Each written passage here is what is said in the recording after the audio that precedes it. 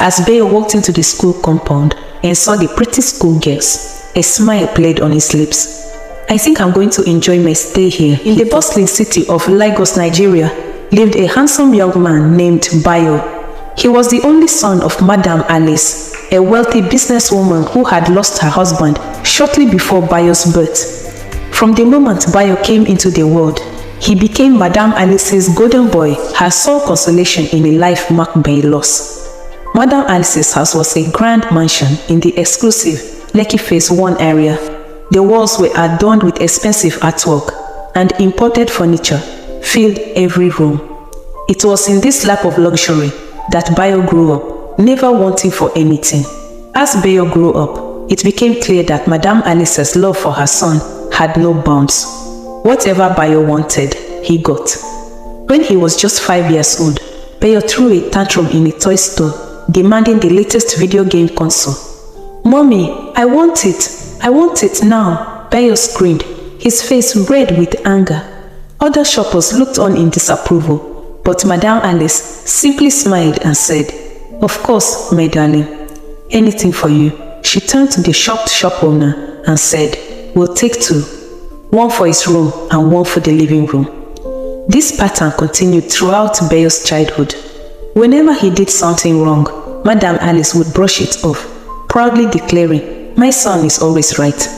This unwavering support, while born from love, would set the stage for a series of events that would change their lives forever. One day, when Bayo was 10 years old, Madam Alice's friend Amina came to visit. Amina was a stern-looking woman with kind eyes, who had known Alice since their university days. As they sat in the lavish living room, sipping expensive wine, Bayo burst in, demanding attention. "Mom, I want to go to Millennium Park next week. Book the tickets now," Bayo ordered, not even acknowledging Amina's presence. Madam Alice beamed at her son. "Of course, my prince. I make the bookings right away." As Bayo strutted out of the room, Amina couldn't hold her tongue any longer. "Alice, you are going to spoil this boy." Madam Alice's smile faded, replaced by a defensive frown. "What do you mean, Amina? I'm just showing my son how much I love him." Amina leaned forward, her voice soft but firm. "Love isn't about giving a child everything they want. It's about teaching them right from wrong, about preparing them for the real world." "The real world," Madam Alice scoffed. "My Bayo will never have to worry about the real world. I've made sure of that." Amina shook her head sadly. "Alice, listen to me. I've seen this before. Children who grow up like this, they struggle when they face real challenges. They don't know how to handle disappointment or failure." But Madam Alice, like she had done with many others who expressed similar worries, dismissed Amina's words. "Nonsense. My Bayo is perfect just the way he is. He'll never have to face failure, because I'll always be there to make sure he succeeds." Amina left that day, her heart heavy with worry for both her friend and the young boy who was being set up for a hard fall. Little did she know that Amina's words would prove prophetic sooner than anyone could have imagined. When Bayo was 20, Madam Alice came home one day to find her househelp, Linda, crying uncontrollably in the kitchen.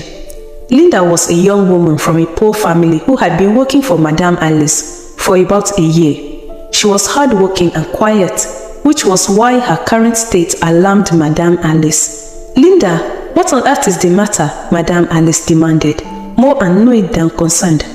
Through her tears, Linda managed to choke out, "Madam, he got me pregnant." For a moment, Madam Alice stood frozen, her mind refusing to process what she had just heard. Then, instead of listening to Linda or considering the possibility that her son might have done something wrong, Madam Alice flew into a rage. "How dare you!" she screamed, her face contorted with anger. "How dare you lie about my precious son!" Linda fell to her knees, pleading, "Please, madam, I'm not lying. I didn't want to, but he insisted and I was afraid to lose my job." But Madam Alice wouldn't hear it. "You ungrateful witch, after all we've done for you, you're just trying to trap my son, aren't you?" to get your hands on our money. After several minutes of this abuse, Madame Alice stopped, breathing heavily. She glared down at the sobbing Linda and spat out, "Get up! We're going to put an end to this nonsense right now." Without a second thought, Madame Alice called her personal doctor, Dr. Eze. "Doctor, I need you to perform a procedure." Reached deep into her and ripped the bastard out. Then she turned to her driver, who had been watching the scene unfold with wide, fearful eyes. "Akin, take this girl to Dr. Eze's clinic now." As Linda was bundled into the car, still crying and now begging, "Please, madam, please don't do this." Madame Alice turned a deaf ear. In her mind, she was protecting her son, preserving the bright future she had always envisioned for him. As Linda underwent the painful procedure to terminate her pregnancy, she cried and cursed Bayo. "My God will punish you, Bayo," she sobbed. "You and your mother will know no peace for what you've done to me." This incident marked the beginning of a disturbing pattern. Over the next 2 years, Bayo impregnated Linda 3 times. Each time, Madame Alice cleaned up the mess, forcing Linda to terminate the pregnancies. She refused to see the monster her son was becoming, always finding ways to justify his action. "Boys will be boys," she would say to herself, willfully ignoring the pain and trauma she was inflicting on Linda and enabling in her son.